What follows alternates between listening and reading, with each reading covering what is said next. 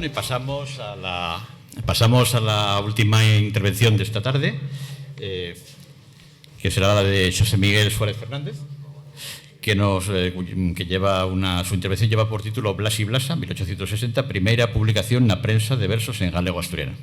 Adelante, cuando quieres. Hola, boas tardes. Gracias por a paciencia. Xa sei que non son horas, así que vou tentar de acabar a xina. Quero empezar fendo unha introdución pequena sobre a literatura en galego asturiano para situar a importancia histórica destos versos que traigo hoy aquí. Dígolo porque na década dos anos 90 del século pasado a literatura en galego asturiano abriu unha etapa nova en comparanza col que houbera hasta entonces, non só en conto ao número de publicacións de todos os xéneros, os 25 títulos, senón tamén en conto a variedade temática e estilística. Para ferémonos unha idea, é bondo con recordar que nos 60 anos anteriores a estos anos 90 na máis viran a luz 6 libros. En realidad, hasta entonces, el máis da creación literaria pouca abeirárase en periódicos e despois en revistas e folletos das festas. As cabeceiras abertas nas vilas del extremo noroccidental asturiano nas primeiras décadas del século XX foron el sitio máis alxeito para aqueles autores que querían poñer por escrito a fala de cada día. Fíanlo con artículos en prosa ou ben con versos, as máis das veces humorísticos ou de circunstancias. Al son da etapa nova esta que comento que empezou a vivir a literatura en galego asturiano a partir dos anos 90, tamén houbo un interés investigador por recuperar escritos anteriores que amostraran os antecedentes históricos deste cultivo. É verdad que era unha tradición pequena, pero resultaba interesante en conto que deixaba claro que aquel camín abrírase un século antes, aunque fora desconocido para el máis da xente. De resultas das investigacións tíase como primeiro texto literario publicado en galego asturiano el soneto La fuente a Jovellanos de Bernardo Acevedo Huelves, que salira na revista Asturias de Madrid en 1891, cando ainda non había periódicos en el extremo noroccidental asturiano. É chamadeiro que, habéndolos en Ubieo ou en Xixón daquela, este escritor bualés con unha trayectoria xa como poeta e estudioso fora a publicar esta composición na capital del reino. Agora, gracias ás facilidades que brindan as hemerotecas digitales para fer buscas de textos e gracias ao buscador incansable de literatura asturiana Lluís Ángel Núñez, a quen teño que estimarlle que me fixera chegar, atopouse na hemeroteca digital da Biblioteca Nacional de España unha mostra literaria 31 anos anterior de 1860. Casualidade ou non, outra vez nun periódico de Madrid, neste caso El Universal, e unha lenda en verso titulada Blas y Blasa, firmada col pseudónimo Ojeirasac. Un del narrador fala en castellano, pero de algúns dos personaxes, os de traza máis popular, exprésase en galego asturiano. El Universal empezara a publicarse en agosto de 1860 e seguiu salindo 3 días a semana hasta febreiro de 1861. A lenda apareceu por partes 3 venres de outubro e esta última entrega acaba coa frase se concluirá. Por desgracia, el acabo da historia non está en ningún dos exemplares que se conservaban digitalizados. En el mes de novembro faltan de algúns números. Como os versos son bus de consultar online, pareceume que era máis interesante dende un punto de vista divulgativo ofrecer nas actas del Congreso como apéndice a esta comunicación unha edición axeitada ortográficamente cos criterios que veño usando para outros escritos históricos en galego asturiano que fun recuperando nestas últimas décadas. Que conta Blas y Blasa? Pois despois da presentación dos dous primeiros personaxes vestidos del país a la usanza, dice el autor, con chaleco, calzois e madreñas, evidentemente, empeza el primeiro diálogo da lenda onde Blas lle conta ao seu amigo Perico como sufre dende que conoceu a Brasa e este determina que Blas está namorado. El mozo encontrase máis tarde con Brasa e confésanse os mesmos sufrimentos de amor. A escena cambia a casa da moza, onde vai lamentarse a madre e esta proponlle falar col cura para que faga que Blas case con ela. Chegan a casa del cura, pero interrúmpelas la aparición del sancristán que conta como Blas e Perico buscan na iglesia el altar del dios amor. El cura escandalizado mandalle que lles diga que non hai ningún dios amor e que se confesen se non queren condenarse. El sacristán cumple el mandato, dicelles que están condenados e eles empezan a dar berros de desesperación. Con esta escena acaba a terceira e última entrega que conocemos. A composición, como poden comprobar, alo menos nel contido, é unha típica lenda característica del estilo romántico que mandaba daquela na literatura desas décadas, unha lenda de tema amoroso, con protagonistas que sufren e reaccionan dun xeito irracional e exagerado, con un narrador omnisciente que vai presentando os personaxes e fai confidencias al lector, con diálogos entre medias e con moita variedade métrica e estrófica. Romance, redondilla, copla castellana, octavilla, octava real. E el que máis nos interesa agora, co uso del linguaxe popular, neste caso, unha variedade non castellana. Al primeiro da composición, el narrador avisa onde localiza a historia. Entre asturiano y gallego camina el lugar en donde tan fuertemente conversan, lector mío, los dos jóvenes. Por lo tanto, prepáranos para que entendamos que os protagonistas non van falar en castellano. As mostras literarias en galego-asturiano conocidas hasta agora reflexan con abonda fidelidade as variedades locales del seu territorio, pero nunha primeira olluada estos diálogos sorprenden. El máis chamadeiro quizás seña el uso sistemático nos acabos de palabra de u e us, nel sitio de o e os, aliviu, amigo, centro, choru, buscando, dixu, e el cerramento en general das vocales átonas, alegría, comparación, dolor, poder, cirril, convencer. El timbre pechado nestas vocales átonas compártelo con la asturiana occidental, variedade lingüística na que si se avezou a escribilas deste xeito nos primeiros textos literarios. É verdad que se atopan exemplos tamén na literatura en galego-asturiano primeira, pero son esporádicos, non son sistemáticos como neste caso. Así todo, nunha lectura máis atenta dos diálogos, resulta evidente que el que falan os personaxes é unha variedade dialectal del galego-portugués e non das astur-leonés. Teño, correndo, pasache, sentiche, pois, máis, xa, morte, corpo, sorte, artículos a, as, os. Pero dentro del galego-portugués hai unha partida de características lingüísticas que nos deixan clasificalo como galego-asturiano e máis concretamente na modalidade dialectal propia del noroccidente, del territorio que ocupaba el concello de Castripol daquela onde se publicaron estos versos e que incluía tamén el concello de Tapia, el actual.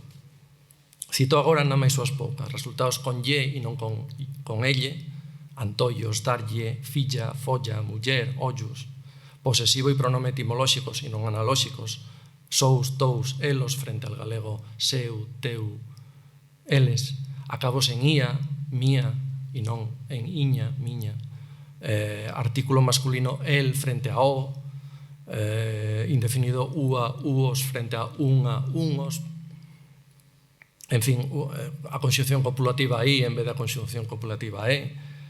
Estas e outras características que analizo na comunicación das actas lévanos a caracterizar el tipo de galego-asturiano dos versos como da parte occidental del concello actual de Tapia e que incluye a Vila Marineira. A pesar destas características dialectales que axudan a situar a procedencia de quen escribiu a composición, hai que aclarar que os textos presentan ben interferencias castellanas e incluso galegas, non propias del galego-asturiano ou ao menos del galego-asturiano que estamos caracterizando aquí.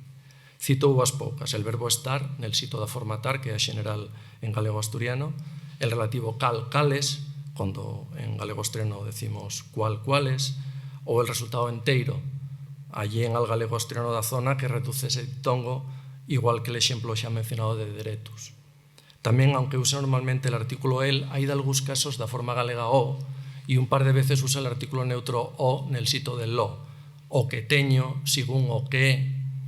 Esta clase de vacilacións tamén se atopan nas primeiras mostras de literatura en galego-asturiano na prensa del occidente de Asturias, pol pouco avezaos que estaban a escribir na variedade local que falaban, e de seguro que pol peso del exemplo de literatura galega que era moito máis boa de atopar daquela nos periódicos. Os castellanismos son moito máis frecuentes e non só nel vocabulario, quizás non querendo escurecer o significado para os lectores de Madrid, senón tamén na morfosintaxis. Por exemplo, aparecen un montón de tempos compostos. Ma posto, hubera huido, se ha perdido, cousas inexplicables, non? Ou usos del pronome átono reflexivo innecesarios en galego-asturiano. Me imaginei, mentru, se morren, se zampa, me la cumiera, tragártela. Ás veces os castellanismos ven por necesidades métricas, pero non é descartable que tamén haxa unha intención paródica, arromendando poemas del xénero. Hai casos de laísmo e leísmo, incluso con palatalización despois de infinitivo. Non podo olvidalle, condenada a amalle. Este fenómeno era común daquela na literatura en castellano para dar un aire de arcaísmo ou casticismo. En algúns casos as interferencias poden explicarse, como xa apuntei, pola falta de avezo na escritura en galego-asturiano. Estamos falando del primeiro texto impreso que conocemos en galego-asturiano, el que leva al autor a pasar al castellano quase sin precatarse cando eleva un pouco el tono poético.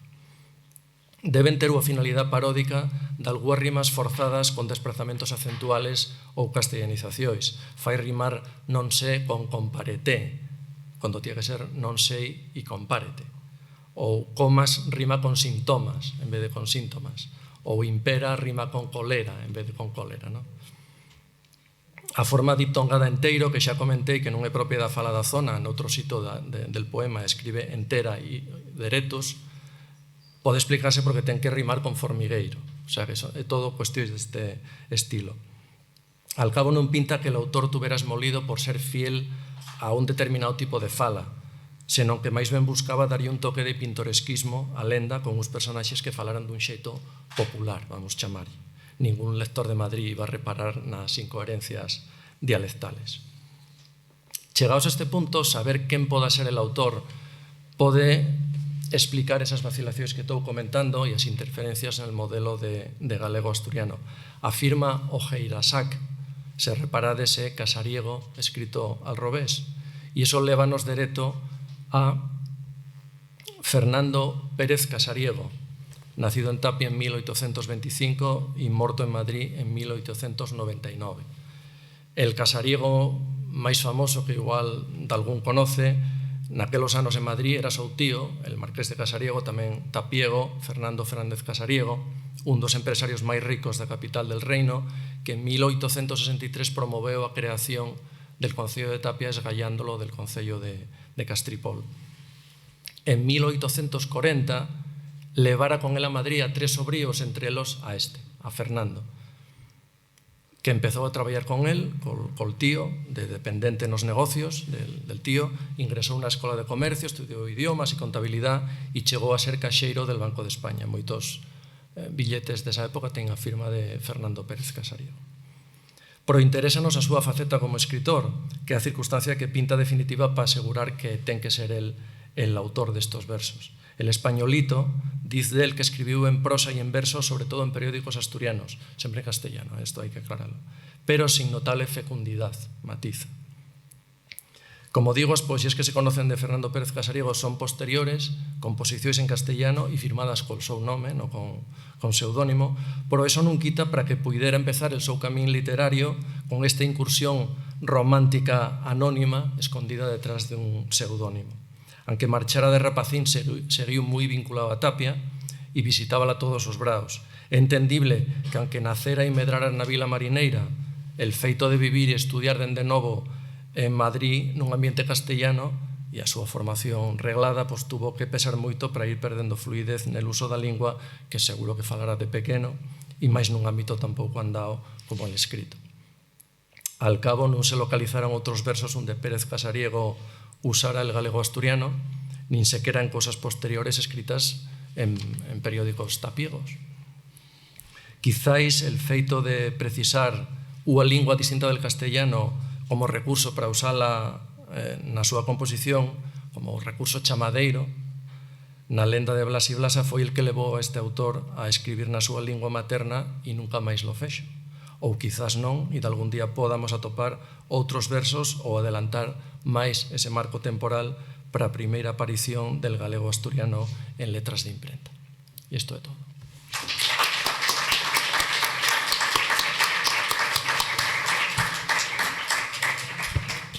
Muchas gracias, José Miguel. No, casi no hizo falta ni una bota negra. Bueno, pues si tenéis algún comentario que hacer a esta interesante aportación.